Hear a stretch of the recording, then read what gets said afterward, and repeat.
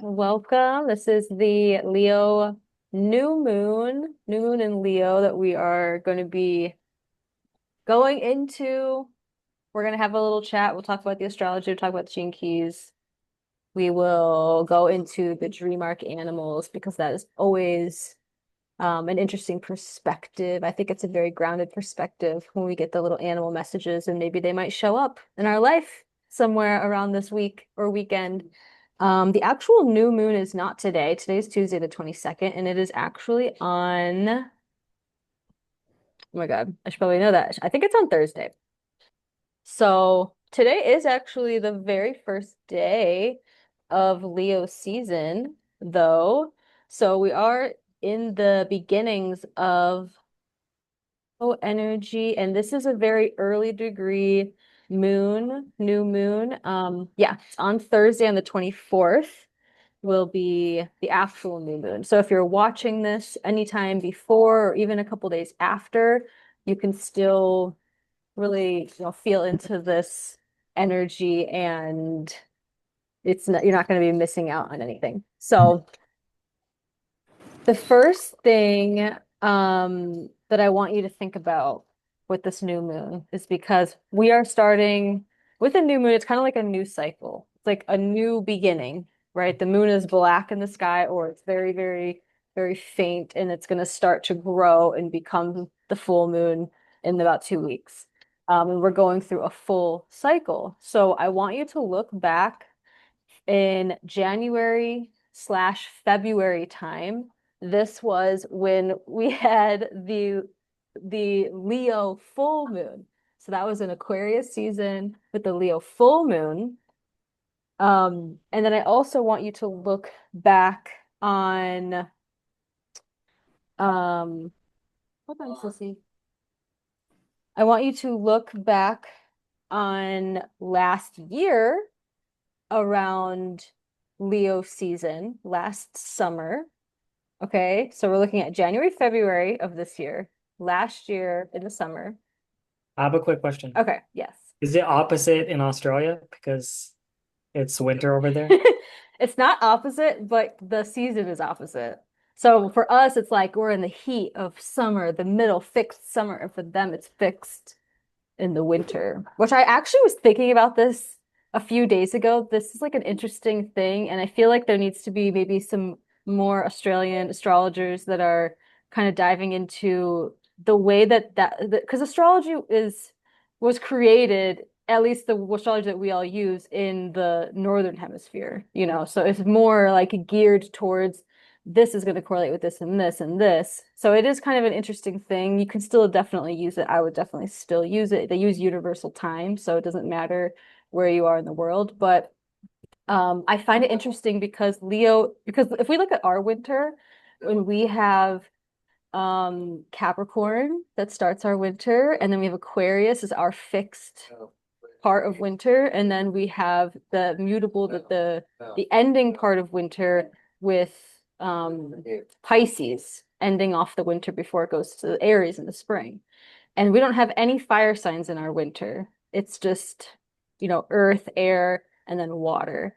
But if you are in Australia, then you have a fire sign within your winter season, which I just feel like is interesting if you wanted to play with the elemental force of that and what that kind of could bring to your environment, just the energetics behind that. I feel like it's kind of interesting and definitely worth exploring, like, pre on your own or something. Like, I don't know how that might feel to think about it like that, of like the dominant element. Like, you Well, know It all how it's okay, go ahead. I was just going to say it all makes sense to me, like the whole the warmth of fire in the cold and yeah. I think it adds something to it. I don't think it's like, so, so for us it's air, water, fire. yeah. Like, you know how it's going into Leo, maybe it's over there, it's going into Capricorn Or it would or be something going in, like it would that. be Aquarius if we wanted to go Or opposite. Aquarius, yeah. And then also does the are the stars in a different alignment or looking at them in a different location? It's exactly the same. Same. It's The all the same. same. Okay? I don't know how, I'm sure the thing is it would be a different time. So it Yeah, would eventually like click over because we're already like a day a difference. Like just the like if degree, it would yeah, just be the degree slightly different, wouldn't it? probably. But then we also have to remember that in astrology, it's not the same as astronomy. And unless you're using sidereal, if we looked up in the sky, the sun actually is not in Leo. The sun would be going into Cancer because, or maybe it would be in Cancer already, but there's a certain like 20 something degrees of a difference. And the only reason why in Western astrology they don't account for that difference is because we're going by the seasons more. And then if you sidereal or Vedic, they're gonna go by, or what they sometimes will call like true, like I don't know, I've heard like different names like true sky astrology or something like that, where it's like astronomy with the astrology, which I think is you can definitely read for that and see accuracies. There's a whole like whole schools of thought around how you can work with both of these or one or the other. Um, what me and William actually had like a really deep thing on like going into all of this like a year ago or 2 years ago or whatever it was. And how Western astrology is almost like, or I guess I should say, when you go into the sidereal astrology or Vedic astrology or something that uses the exact degrees of where things actually are in the sky, you are almost seeing a deeper layer into yourself that's more aligned to like your soul. It's more aligned to what you could be, almost like more of your potential. So I think it's worth, this kind of like an offshoot conversation, but it's definitely worth looking at both, but it might be overwhelming. And I think that tropical or like Western tropical astrology still gives you so much to work with. And then if you're like at ready for the next thing, I think that's definitely something also to explore and get more depth on. But I still think we get a lot from just regular Western, following the seasons and things like that, um, in that way. But yeah, there's so much. It's kind of a never-ending freaking situation. But yeah, that is an interesting point with the different hemispheres and the seasons being opposite, and then the signs kind of bringing different things. So yeah, okay. I don't want to confuse anybody, but I know it's like so much stuff. So with Leo, and we're opening up this Leo moon phase 6 month type journey, you could say, because everything with the moon is like 6 months. We have a new moon, and then we'll have the full moon in another 6 months of that same sign. So it'll be a new moon, full moon, back and forth in the same sign every 6 months. So right now we can look back 6 months, and then we can look ahead 6 months. And this is what we're projecting forward with the new moon. This is sort of what we're going to be playing out our what we're really wanting to bring in. And you could say like something you want to manifest, even though we're already always manifesting things, but what you want to consciously be like, okay, this 6 month phase for this area of life, because we're going to also looking at your chart, what house Leo is in. That's the area of life that from Leo moon to Leo moon is going to be like you could put a conscious focus into exploring. And obviously we do this every new moon and then every full moon. You can kind of look back and see as well.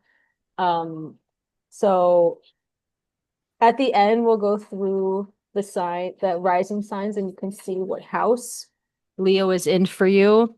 And I'll tell you like what that house is associated with, and you can kind of see looking back, especially, and then you can kind of project forward or get some kind of intention that you want to bring into that house, bring some life into that house. So even if you have nothing in Leo, it does not matter. Okay. So with any time that we are talking about the moon, looking into a lunar cycle, this is always going to bring us into our emotional state and our inner world and our inner workings, which our emotions are also guided and expressions of our beliefs. So you could say it's in the mind as well. But it's like that inner processing that we go through our day, in our day to day, how we live our life. Now, your natal moon sign is going to be really the determiner of how you go about those inner things.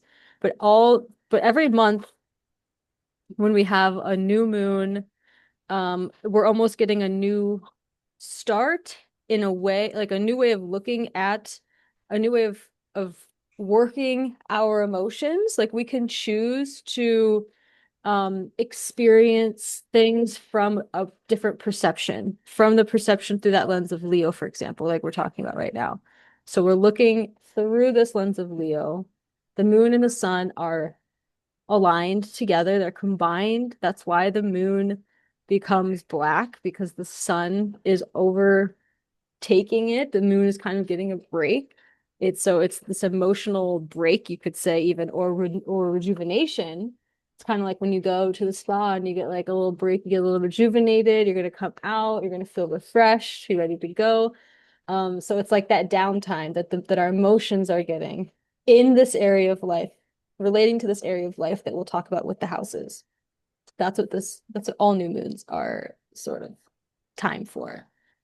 And with Leo, this is already like the sun rules Leo. So with Leo season, the sun is in its happy place, it's in its rulership. It feels so vibrant, it feels so creative, expressive already with Leo season. And now with this Leo new moon, or any Leo new moon, the sun is really helping us to kind of get out of our own heads, get out of our own way, out of our own emotions and things that just kind of hold us back when we get in these like emotional ruts that can sometimes happen, and let us feel lighter inside because the sun is dominating here. Um, all right. So Leo is um highly, like what I was saying. Okay. I think I want to go into the gene keys actually. Because you guys got to feel for that. I don't want to make it too much. I don't want to be like, I feel like with the new moons and full moons, and I think it's good to look at these and know when they are and feel into the energy, but I don't, because it's such a short-lived thing and it's such a small day in the whole month, and there's always like a new moon, a full moon, a new moon, a full moon all the time. Don't get so caught up in like this period of days, just right here, I have to do this, or this and this. Don't get too caught up in all of that. Just flow with what is being presented to you, is what I would say. Don't get too caught up in what you have to do to make something happen, to like, you're not going to get what you want if you didn't manifest this and write this thing down on the new moon or something like that.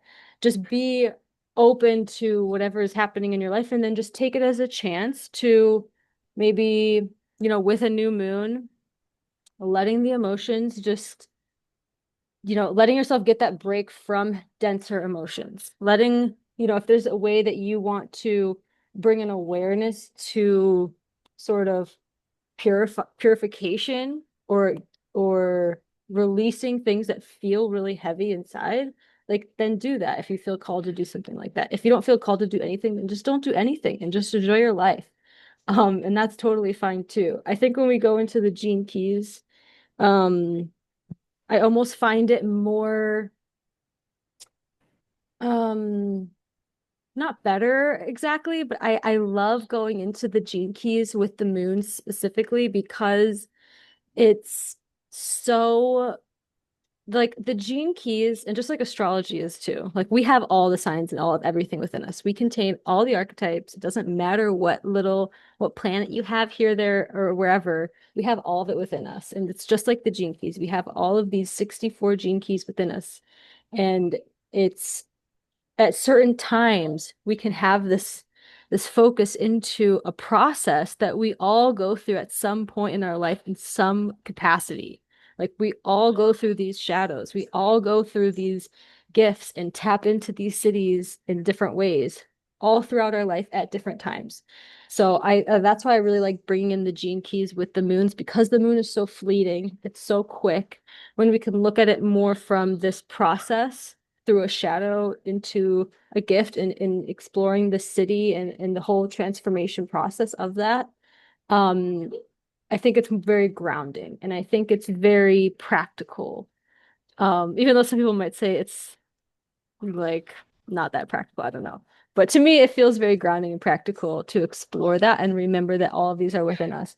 So you can look at your chart if you want. You don't have to, but if you have your human design chart or your gene keys chart or profile or whatever, we're looking at gene key 31. It's located in the throat in human design. So you can look at human design. You might have it in human design and not have it in your gene keys because they're different profiles or whatever. So if you want to just see the broadest thing, look at human design. Um, I have this as my unconscious Mercury. So it's almost like an unconscious communication form, in a way. So that's always interesting when you like see a gene key that's prominent for you. If you don't have this in your charts at all, it doesn't matter. Again, this is human shit that we all deal with. So the shadow that we're going to talk about is arrogance, and the gift is leadership, and the city is humility. Um, I think we all have dealt with all of these things. Or maybe you see it play out in life in many different ways. Maybe if you don't feel like this has really touched you very personally, I'm sure you know people who have well, let's start with the shadow, who have just been like, holy shit, like they're so arrogant. It's insane. Even maybe people that are in powerful positions. Usually, a lot of times, people that are in powerful positions tend to be highly arrogant if they're really in their shadow of that. Um, Whenever we go into the shadow, though, it's never um, it's never that it's bad. It's never that it's there doesn't need to be any judgment of yourself or other people when they're in this shadow part of the thing, because that's always where it's going to start. Especially right now when we live in such a distorted world, most of the time, these things always start in the shadow because we're unconscious of these behaviors. And arrogance is one that is particularly difficult to identify in yourself because of its nature to be so deceptive. It's a blind spot within your own self if you are talking about, arrogance and looking at yourself with this. And the way that it becomes obvious to you if you are in like on a journey of self-awareness is you're going to be humbled by life in these areas, and you're going to see, holy shit, I thought I knew all this stuff and I did not. So it kind of becomes this thing of not and I think there's some delicate pieces with this too, because it's not about being so in self-hatred of yourself because you're trying to push down arrogance or shame it out of you. That's really going to create more of the same problem in a more covert underground type of way, because the people that really are truly really arrogant and who have that as a very prominent part of their personality tend to have, and not, I mean, they pretty much all have a deep self-hatred, and deep insecurities that make them arrogant, because you're trying to constantly prove that you're right, that you know what you're talking about, and everything is this way and this way, and there's this one path to do this. And we see it scattered within all fields. We see it scattered within all groups of people where this can come out. And sometimes it comes out in ways that aren't so obvious, like where it's not this inflated, confident type, arrogant, outwardly thing. Sometimes it's just being so self-absorbed and so focused on only yourself that you are shut down from this grander, bigger than you purpose and plan for yourself and your life and the people around you and what you're a part of. So you are arrogant because you're thinking that you know what you need to do for you or this, and this is what makes you feel like this. So this is how you're going to do this. It all comes back to you. That is an arrogant place to be, because there is a greater power than us that is ultimately in control of our greater purpose, and we're in like a co-creation with that, but there is still the, God has a deeper, bigger pull on what we do than us as individuals, because we don't really know anything. We only know what we know at the moment, and we can always know more because there'll always be more to know. There's so many layers within every single thing that exists currently it is literally impossible to know everything at any time and at any future moment ever. It's always going to have more depth beneath it.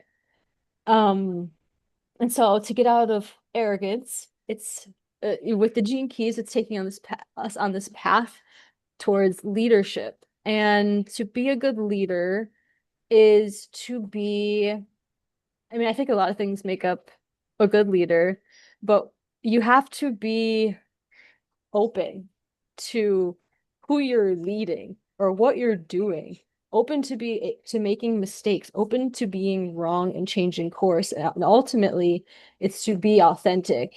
So being authentic, if you're authentic, truly, I don't think that I don't know if I want to make this as like a for fact statement, but I really don't think that you can be arrogant because you're so open to the possibility that you might not know something. And that's true because you're being authentic. So it's like you're not going to think that you know anything or anything about anybody, or even every single thing that you might like, every single thing in yourself is just so perfect. You know that you're just a human and that we're all flawed. And anybody who presents themselves in a leadership role who comes across as not flawed or as perfect is arrogant. It's not real. And this is what Richard Rudd was saying as well in his he wrote the Gene Keys in his interpretation of this Gene Key, is that the best leaders are the most human people that are just so humble and so human and just so down to earth and open to their mistakes and open to what they don't know.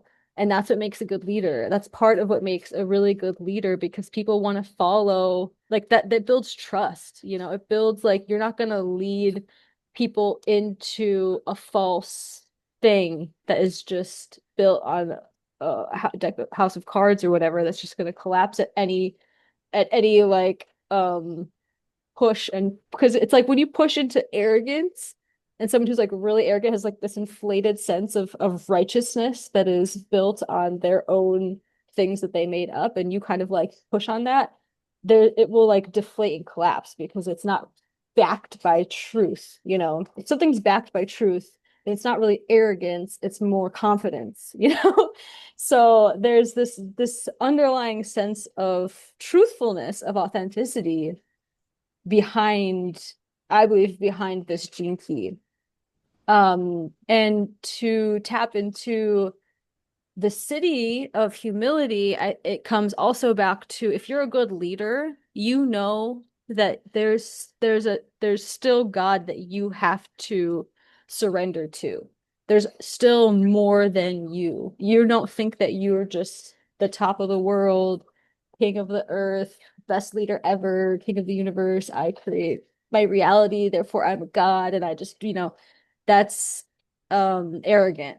You know, there is always more than you, and God is above you. You did not create this world. You did not create yourself. You may be a co-creation with God, and God exists within you and within all of us, but that doesn't mean that you are God. So there is this level of humility, of knowing when to submit and step down to a higher power. And that higher power is a spiritual power. It's something beyond man. And I really believe that you can't be a good leader without knowing where to be humbled and having that understanding of this higher power to submit to. Um, yeah. I also want to say, I think I already said this. This is in human design, which human design takes you into like this path on the body and the body's energy centers, which I do find very fascinating, even though I am not an expert at human design at all. I definitely think it's something worth exploring. This is located in the throat center. So this is part of a way to manifest. In human design, they say that the throat is how you manifest. And yeah, it's how you express. It's how you express and get things done. And it's how you like move forward in life and create. Well, I guess manifest more than I don't know, however you want to think about it. It's that expression into the world. Um, and so this connects through the throat down to the G center, which is part of like the heart center, you could say. It's like the feminine heart. So there's like a masculine heart and a feminine heart in human design. So it's more like this feminine heart. And in that channel, if you have that whole channel of that connection, which is the 7 and the 31 connected, it's called the channel of facilitation, or the alpha. And so you can see how there's like this deeper leadership potential that's created when your heart is connected to your expression and your voice. And I think with Leo in general as well, Leo rules the heart and the circulatory system, the blood. It's like, it's very like, breathe, taking a deep breath and running and like filling your body with that, like having good circulation and all of that stuff is where's it going with that? The heart is pumping that. And if the heart is so much more than just a pump, um, as we know, or maybe you don't know, but it is so much more than it's like its energy vortex of magnetism and so much more, and vortexes your blood and creates structure in your blood and the waters of your being. But when we really express from a strong and integrated and compassionate and open heart, then you can lead. Like then people truly want to follow you because that's a good example. And I think that a leader needs to, above all, if you want to be a leader, then you must have something that people want to um copy or replicate. You have to be a good example to some capacity. Okay. I want to hear from you guys, I guess. Let me see. I would love to hear what your thoughts are. And then we can read the dream arc animals, which are very interesting for this one. And oh, okay, I see your link that you put in here, Kevin. Let me see. I went to do it, but for some reason it didn't copy the whole thing. It missed out the first part, blob or whatever. I think Oh that's yeah, I part. see that. Oh, okay. Well, at Love. least it worked on my end when I did that, but I don't know. But anyways, this is my gene key thingy. I entered my information and then I did the human design one too. The human design chart. Did you see 31 on either one of those? Trying to click on your thing here, but let me see if I can get to it. I don't know. This is my human design one. But I don't know, I was trying to send it, but you know how when you do a PDF and it gives you like a website? Oh, So see if that works. But I was trying to figure out how to make it a picture, but it was being weird. so it can't be accessed. It won't work. No. Copy. I'll see if I could take a picture of this. Wait, why is the picture not working? Or do you want to screen share? Do you want me to like allow screen Okay, I share? guess that's fine. I'll just screen share and then you can tell me.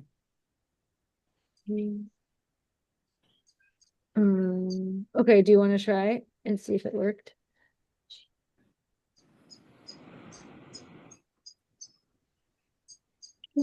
Okay, so this is Ooh. the human design chart. Okay. Okay, it looks like you have the 31 open. So you don't have it defined in your chart. So it won't be in your gene keys either. And it's The not in your what? human The what? design. So you don't have the 31 defined. It's just it's open. Which What does that means mean? so when we have things defined, it's like that's where our planets are, right? So there's like this consistent energy there. When it's open, it means it's more inconsistent. It gets filled in by transits or by other people that have it. They sort of fill it in with you. So if you're in the vicinity of someone that say that has the 31 or there's this transit like the new moon, it's going to fill this in. And so that's going to make the energy of that gate or that gene key kind of come to life temporarily for you. Or if let's say you were living with someone that always had that, it would make you feel like you have that filled in. It would make you feel like you're kind of getting it from them. Does that make sense? You're feeling it And off of them. that's just during like this time or just all the time? So if you lived with someone who had this in their chart, then anytime that you guys are together in person, you would feel it. You wouldn't maybe No. feel it like in an obvious way, but the subtle energy of that would be there so that it would be filled in. And then when you're not with them and there's no transit in the sky with the 31, then you're not going to be processing with that. You're not going to be really dealing with that energy as much. It's just going to be other stuff that you have going on that you're working on. What about this one? What is this? This is the gene key. So this is the gene keys, and the gene keys was created after human design, and it's kind of like part of it in a way, like a different level of it or something. Like I don't know how you would actually classify it, like to make it make sense, but it takes certain planets and will use them. A lot of them they'll take the unconscious planets and it's like this whole different profile, this whole different system, and the gene keys is like that three-part shadow, like that process with each one. Um, I hope that's not confusing. I know they're actually all kind of confusing at first, for sure. The way that it's split up, I don't know if this makes it any easier if I'm just making it worse, but all the 64 of the gene keys, there's 64 gene keys, there's 64 human design gates. So in that human design chart, there's 64 of those little like spots everywhere that are within those energy centers, all those numbers, there's 64 of them. And that is like certain degrees of every sign. So you can look at the gates kind of like the signs because they're part of the signs. So there's about five or six of the gates or of the gene keys in each sign. So in Leo, there's the 31. I think the one before it is or actually I have it in my phone. There's different ones that are all part of Leo. So it's very specific. Whereas in astrology, normally you'd be like, Leo. Leo is like this. All of Leo is like this. Now, there's also deacons in astrology where they break it down into three categories if you want to go a little bit deeper. But then this breaks down even deeper into like 5 degrees of that sign is this gene key slash human design gate. So they're both like the same number with the very similar things, but gene keys expresses it a certain way.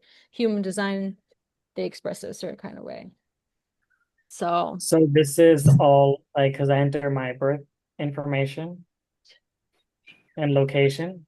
This is all based on this information, right? mhm, So all this has been, I mean, this has been calculated, but right.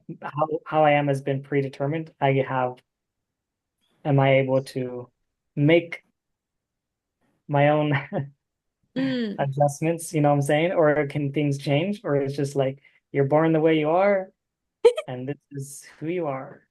Well, it's just like astrology, like human design and well, the gene keys, for example, because that's what we're really talking about. It uses astrology. It uses the I Ching because there's 64 hexagrams of the I Ching, which is like a really ancient Chinese. Taoist system that people that's used for all different kinds of things. Really interesting, by the way. I actually just got the I Ching book from the thrift store like a month ago or so. And it's very interesting. But it uses these different systems, mainly those and human design, astrology, and the I Ching, mainly for gene keys. And so it's like saying, well, can I change my astrology? Well, you can change, like your astrology is always changing, but your birth chart's your birth chart. But does that determine who you are? To an extent, it doesn't determine who you are. This is what I believe. You, as a soul, before incarnating, knew the time, the place, the day that you were going to become a body. And it knew the implications of that astrologically, energetically, everything about that. So you chose that portal to come.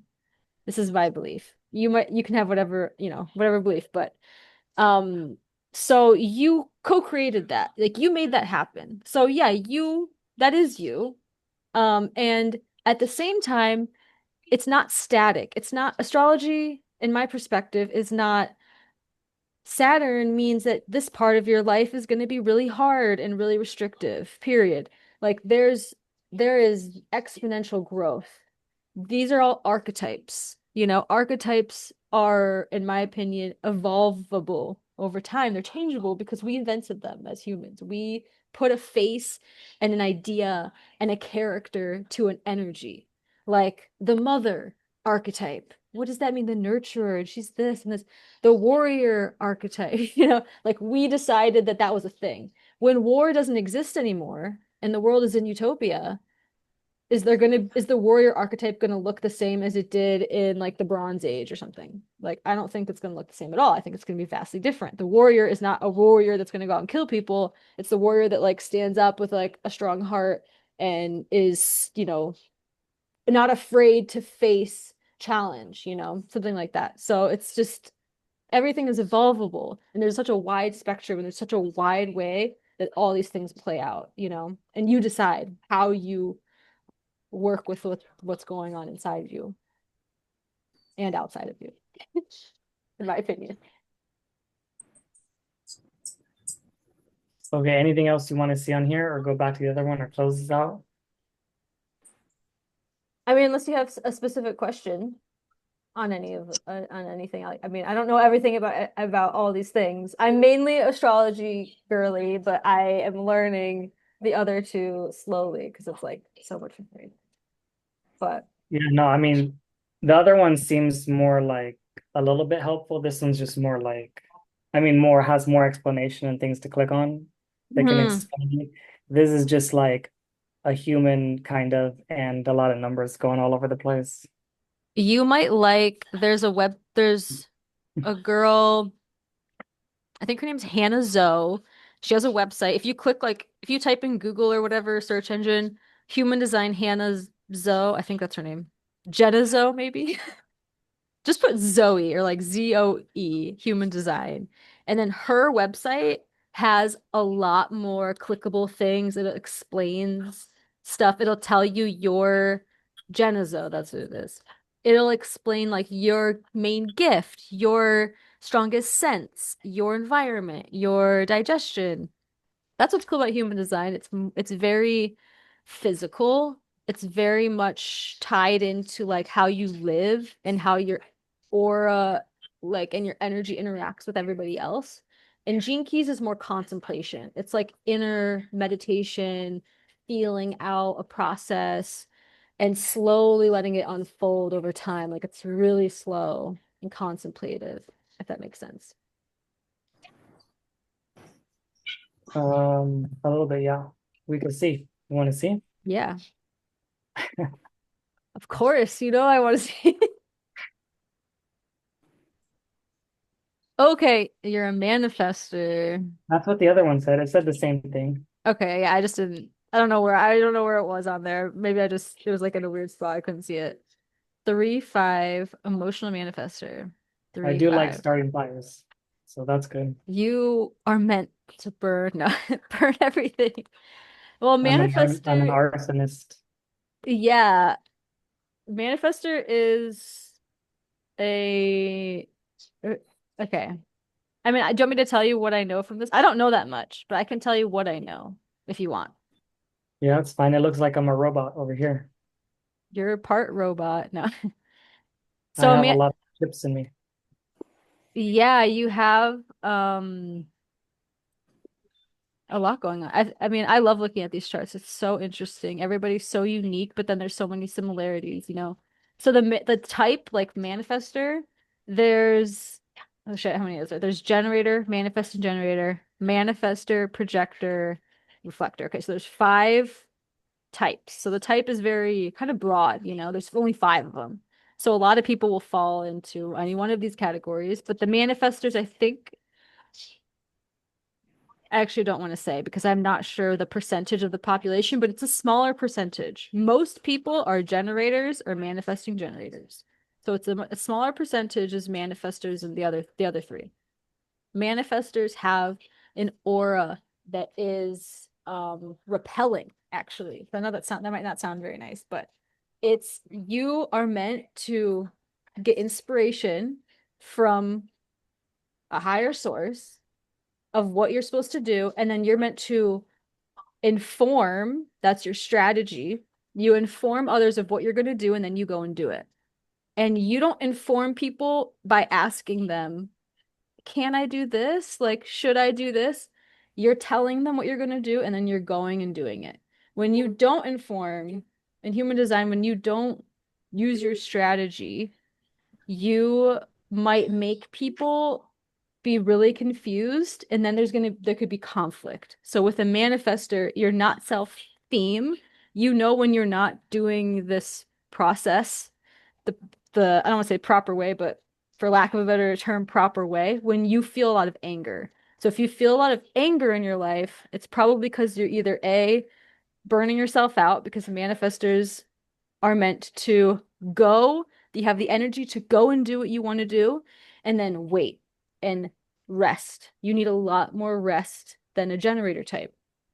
You can't just work 40 hours a week every single week until you either retire or die. Like that's not how a manifestor is meant to be set up.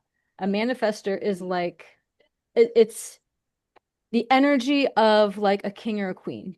It's someone who's meant to get inspiration for a project, start a project, get people involved in it, and you get generators or other people that have more energy to help you complete the project because you don't necessarily need to complete every single thing that you start. You just have the energy and the vision to put out something and get the ball rolling, and then other people come and pick it up and help you with it that have more physical energy. Like I'm talking like physical energy to get these things done. But manifestors are very, very interesting and they're very powerful, and you're not meant to negotiate with people of what you should do. You're just meant to go out and do whatever you get this inspiration and energy to do. So if you wake up one day and you're like, I'm going to rearrange my whole apartment, like that's what's happening. You I'm might, more like I'm gonna move to another country. It's more yeah, like that's perfect, my exactly. thoughts and what I do. And then you might be like, okay, I'll call my mom. I'm going to tell her I'm moving just so she's not like, what the fuck is Yeah. going on? Because manifestors are very confusing to other people. They No, can't that's how read I your live my life. energy. Yeah, Yeah, that's how my life has exactly. been. That's perfect. It's like I'm moving and it doesn't matter what they say. I'm just telling you as a courtesy so that you know my next move because your aura is not very readable. People can't really understand where you're coming from. They're like, I can't get a read on you. It's not inviting. It's more like I'm going forward and this is how I'm doing it. And like you can either help me or you can get out of my way in a nice way though. But yeah, it's really powerful. It's really interesting looking at his chart though, because he hasn't got any center that is completely open at all. True. Yeah. You have like a little bit of something in every single energy center. There's nothing that's just completely open for influence, you could say, which is cool. Yeah, I'm not very easily influenced. No, no, definitely not. It takes And me a minute-ish to make the decisions when I want to do something or change. as you should, as you should. And you're an emotional manifester. which means that you also, when you do make those decisions, it's best to not make, especially big, like I'll move to a different country. That's a decision that you want to make from a neutral place. So you never want to make a decision from a high or a low. You want to feel the whole wave. And then afterwards, then you know for sure. Yeah, definitely there's been emotional things like that or moving or whatever or anything like that. But now yeah, it's more, especially like that example, moving is much more thought out and more calculated. Like I've been thinking of where I want to go for a little while and just been planning for a little while. And so a lot much more than just a and yeah, just oh tomorrow I'm going here. I love that so like uh my partner William, he's an emotional manifester as well. He's a different profile, but he is like if he wants to get a new phone, he is weighing every option. Like he is researching in depth. And I'm just like, I'm not like that at all. I'm like in the moment, let's see. Oh, it might change, but like it's very like my thing is set up completely different. And so it's so interesting because he just is like so well thought out in these decisions that and it's awesome because then he's like knows like all of these different things. And I'm like, wow, I never would have mentally like gone into all those avenues, so it does help to also, I think, on like a side note, when you're like exploring these options and riding this emotional wave of like what could go wrong, what could go right, over here, you actually get so much information too, like which is like on a side thing. Now you know also all these different things and can be like a good source for information. Yeah, and I listen, oh, I like listening to like the experiences of those there. And I noticed that naturally in the first time looking at places, I want to hear what is it like living there? What do they do? What do you do? How do you live? What's your life? What's the culture? What's this, from different types of people. And that's I guess you could say a little emotional, like the feelings and and stuff like that. And usually it's I guess some women, I mean guys too sharing, but I don't know. I guess it's a mix. Um, but I guess that can tie into it a little bit versus just looking at the logistics, or I mean just all the logical stuff of just like, oh, X amount of dollars and X amount of this, and here's the plane and here's the hotel. And it's like, well, how do people feel and experience life and what do they do and kind of stuff, I guess. Yeah, like you feel the whole experience. Like before you are in the experience, you want to feel like the low to the high of that experience before you like are fully in it, which Yeah, is even traveling before I would map out all the restaurants in a way too that I wanted to go to before when I was eating restaurants when I was first traveling more. But I guess that's a little bit common. But yeah, I think it's looking for the experience and the emotion and kind of thing versus like I want to see all the hot spots and the touristy stuff, like not as much, more like yeah, more of the what's the experience like. I had a blast when I was in Amsterdam, not the city thing, being invited. I went to a vegan restaurant. I was a new vegan like 6 months, and we were at a vegan restaurant. It was nice, and the people, were talking and chatting with them. And the girl I was with was not vegan but trying, you know, and she said she'll eat vegan the whole time on the trip, and I was like, that's cool, that's fine. And then she did, and I was, it was good. It was a good challenge for her. But anyways, they invited us into their home and we ate on the rooftop in their wow. home and like made like a really nice vegan, like maybe like a um Italian pasta, something like that, but real nice Whoa. homemade. But it was just like real nice and a great experience versus I mean that to me like is a much nicer experience versus like we went to see, she's like, oh, I want to see the Vincent van Gogh museum, or whatever, which is nice and it was a good experience. But you know, I think that yeah, the connection more experience is I don't know, more fun than the picture museum to me. That makes sense too. Like your profile is a 3-5 and like all three lines, they live for experiences. Like everything is about adventure, experiencing. Like I could tell you, oh, don't go there because it's like this and this. And you'd be like, I have to actually experience it before I can't just take your word for something. If I want to do it, I'm gonna go and do it because I like you gotta live through it. And so that's Yeah, part same of thing with like, the Middle East stuff. With the Middle East stuff, it's like I yeah. don't know. Like I'm not there. When I was there, this is what I saw. And these I have interviews with people I talked to, I went to their homes.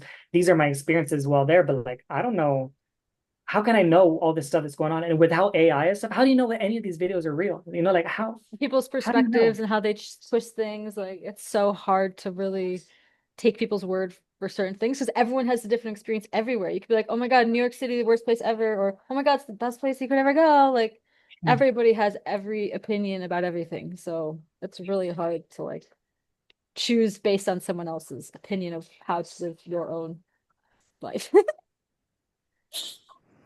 I'm just laughing at all of this though, because if I was going on a trip with Nathan would have like an entire itinerary from that he would have planned for a month in advance, and everything would have been planned.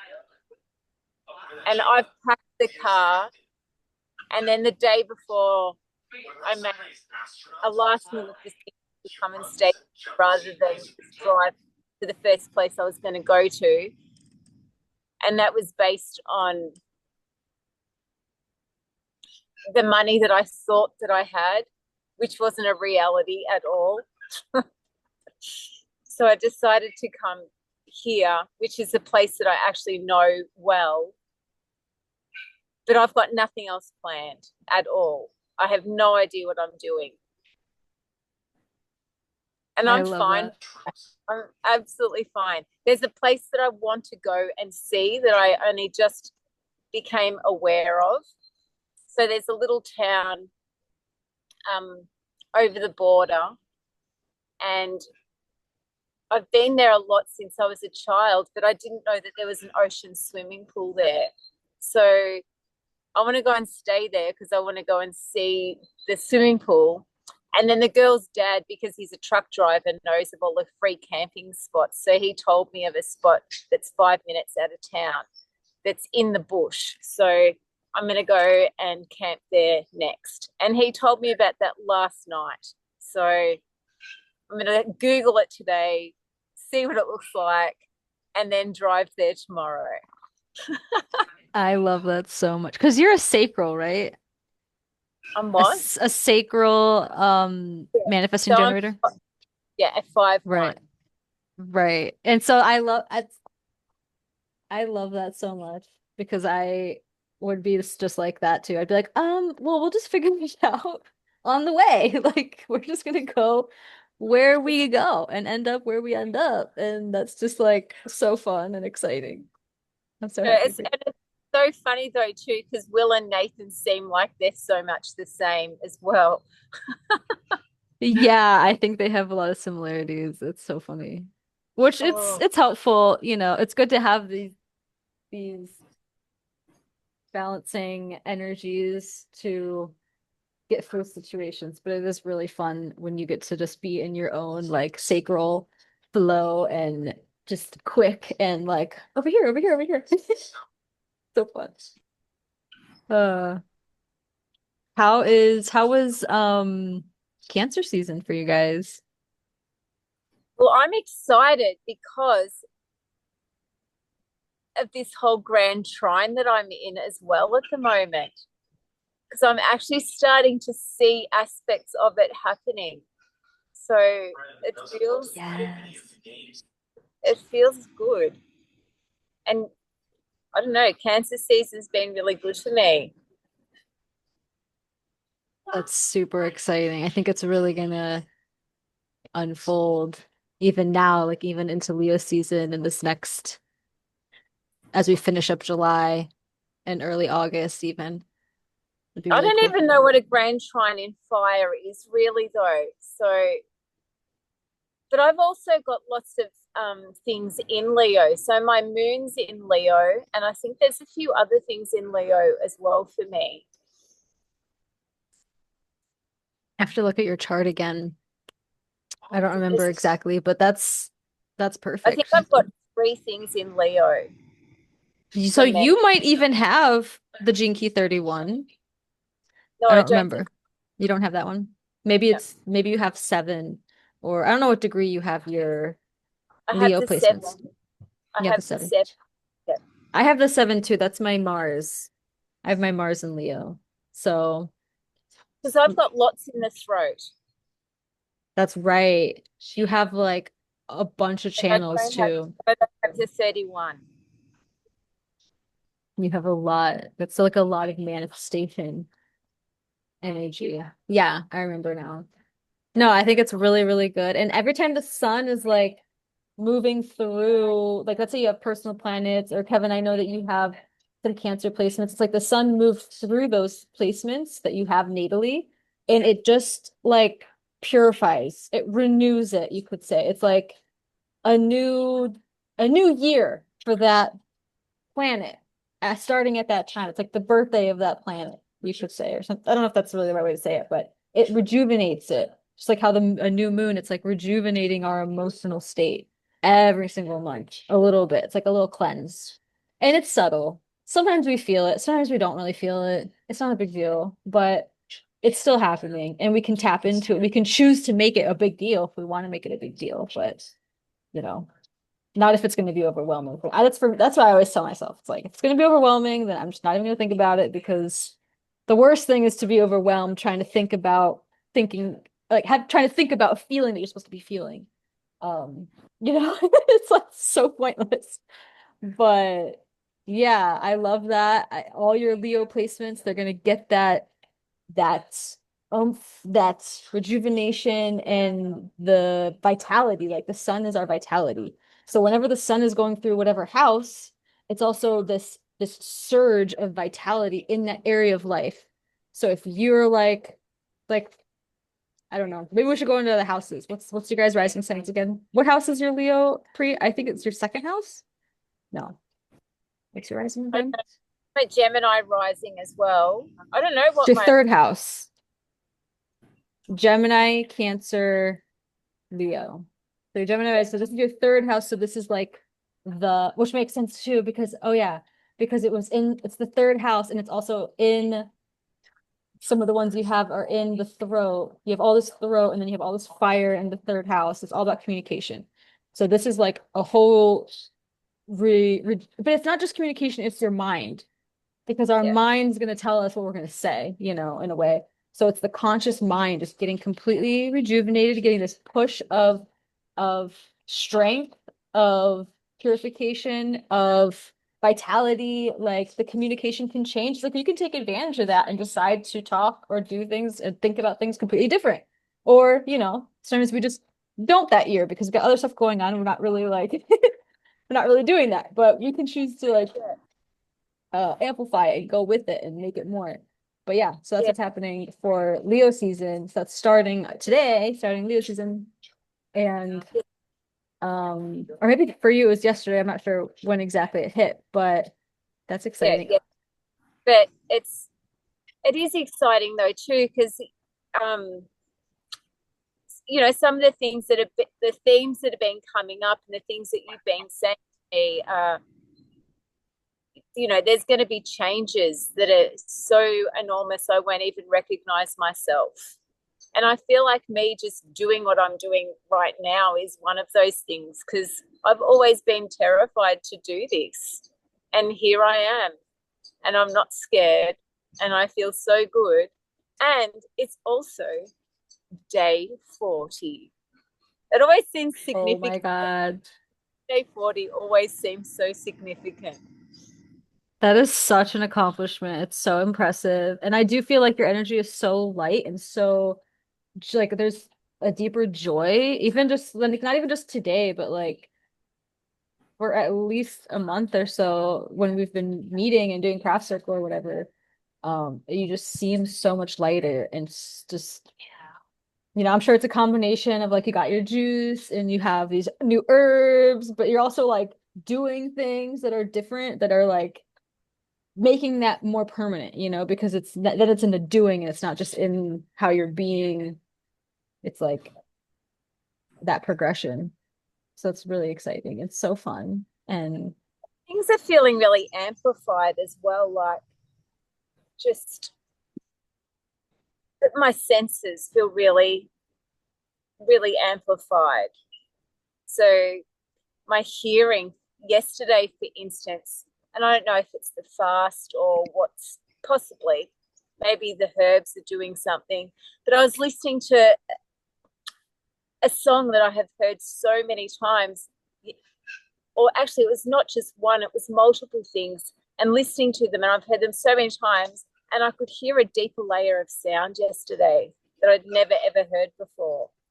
And then I'd have to stop and really listen, and then I couldn't hear it, and then I'd just really relax my body, and I could hear all of these extra layers. And then this morning down at the beach, everything was just more vibrant and alive, and everything's just feeling,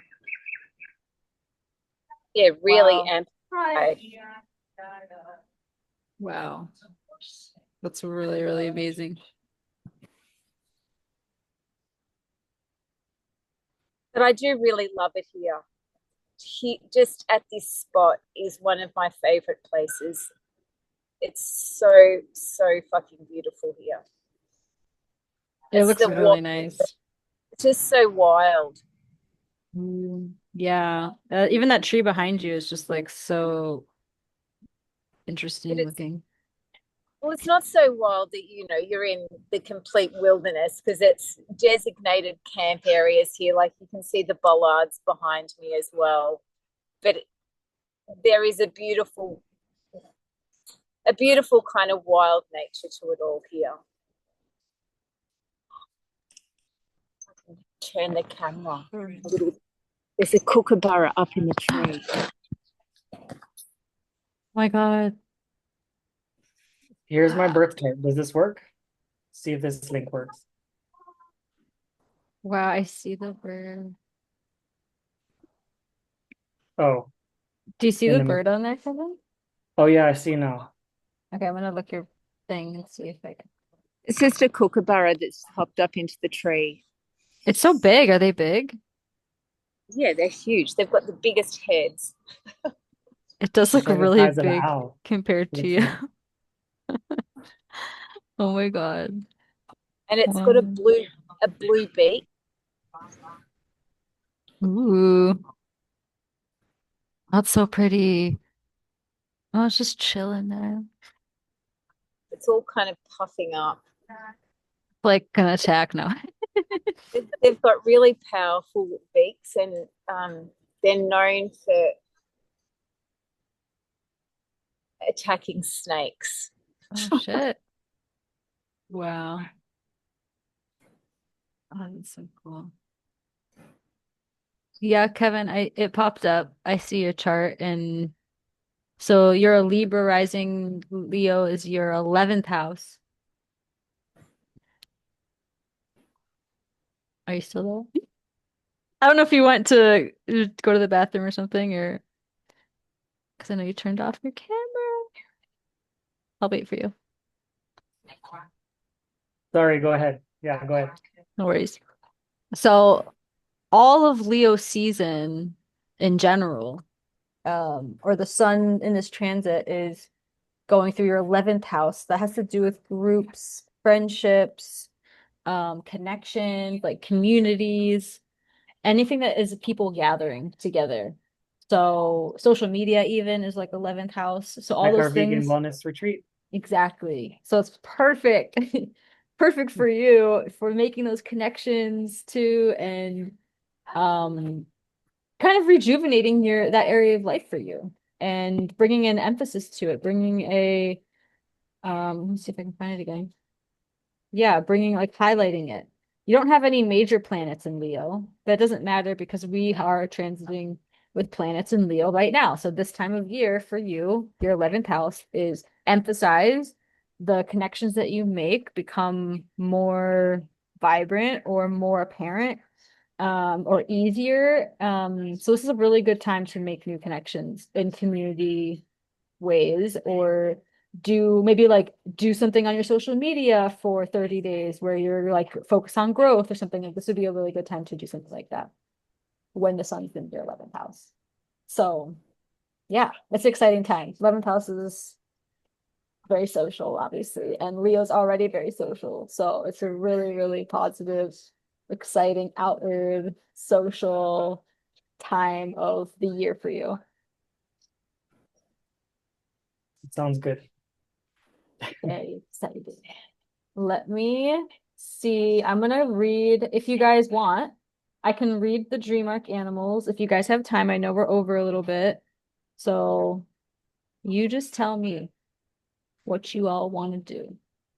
I would love to hear, but I don't know if, because I don't have power out here. Oh, you might My, die. Your phone might die.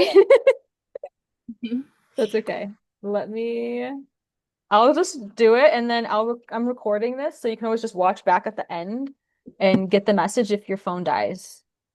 Yeah, okay. So let me, and then no worries, Kevin, if you do have to pop out, again, I'm recording it, so it's no problem at all. I'll read these out so that whoever wants to get the animal message, they can. Okay. So we are going to start with the fear key for the 31 is the cockroach. So we're going to read the message of the little cockroach. It's one of the unifiers, which is very interesting to me. I'm going to have to like look into this more after because cockroach is a unifier. What? Why? Okay, so let's read its message, its guidance. I am the cockroach. I wish to be your friend. Why why am I, who is so harmless, so hated by your people? We cockroaches are exceptionally socially aware. We make collective decisions without argument. We do not overcompete and we maintain harmony. Are these not qualities your people need? If I have scuttled into your field of view, then it's time to look at your role in community. How supported are you by others? If you have isolated yourself, then you will never be able to thrive. Who are your true allies? Do you work with them? Why not? Working with those you love is one of the greatest and most sensible joys, and it will lead you to great prosperity. Are you hiding from the light? Why so? Step forth into your life. Gamble on your heart. You have a powerful voice and role as a guide and support for others. There is a leader within you. Why hide in false humility? That surely is the greatest arrogance. Everything in your life is leading you towards a position of authority. I know you may wish to sidestep this, but if you do, then your life force will simply wither away. Do you wish this? Yours is not to be a quiet life away from the limelight. Yours is to be a blaze of passion and creativity and connectedness. You and I are unifiers. When you finally pass away, there will be such a celebration of a life well lived. I am a symbol of a misunderstood power. It doesn't matter if some people do not see you or understand you in life. This is always the way. You speak to those who do see you. You must not let fear of what others think prevent you from speaking your truth. As soon as you begin to speak the truth, all manners of allies will instantly come your way to support you and be nourished by your courage. Speak the words of love and truth that rise up already in your heart and let the magic unfold. Sorry, I'm gonna go. It's messing with my light here. All right.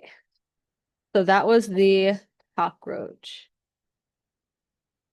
The next animal here, the life key is the lamb, and this is one of the guardians, and it's the called enlightened leadership.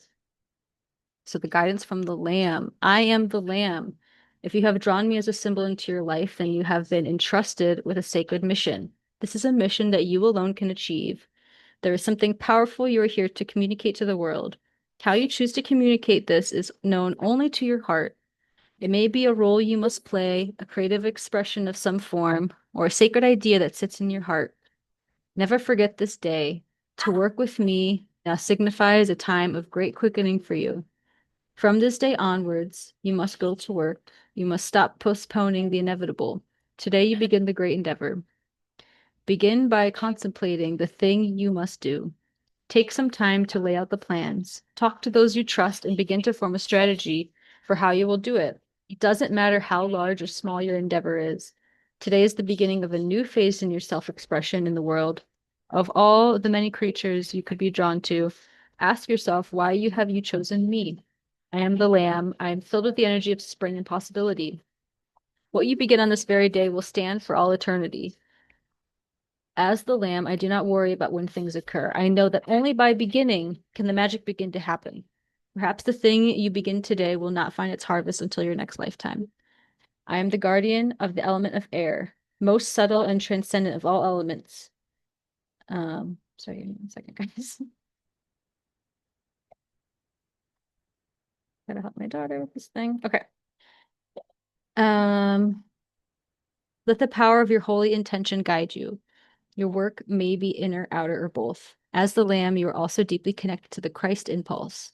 Look deeply into this. Ally yourself with the Christ energy and let its purity fill your words and actions. The power of the lamb is its tenderness, and yet it also seeks a balance with the lion. The lion needs the lamb, and vice versa. Stand forth in your vulnerable strength. Feel the power of Christ's energy flooding you with this paradoxical beauty. The world needs a new kind of leader, one who is rooted in deep service of the whole, who serves the earth, who serves beauty, who serves the best in humanity. Such is your task. Know that I am within you and I will guide you always from the deep, infinite well of love and goodness in your heart. All right. And lastly, we have the vision key of the Bluebird. This is one of the messengers, and it's the vision of humble leadership. I am the Bluebird. I am a messenger bird from the higher realms. I can connect you to higher evolutions than our own, and in particular to those evolutions that we call the angels. Angelic consciousness lives alongside us here on Gaia, but in a parallel dimension. To contact these beings, you can use my song if you allow it into your heart. I bring great softness into your being, although I sometimes use methods of hardness in order to assist you in surrendering to the great love that lies within. I come to bring you solace in times of great suffering. I come to remind you that even when things seem at their lowest ebb, you are held in the softest embrace by higher beings that are closer to you than your very heartbeat. Lean into your heart and look around you for grace. It is here, I promise you. My message is clear and profound. Do not fear pain. Pain will cleanse you, will deliver you, will lead you to your greatness. Look around you. Look at the humblest things. Look at the humblest people. See their hidden vastness. Sacredness is so often hidden in plain sight. Take a deep look at your life and see how much there is to be grateful for. See how the simplest things are the greatest gift. Make a vow to unpick the complexities of your life and bring things back to the essential. Once you have found the humility within, only then are you ready to lead others. Remember the good times. You can recreate them once again, but you will need to reframe your entire vision of what you truly want in life. This is the vision I can help you find once again. All right. All right. I will see you on the full moon. Bye.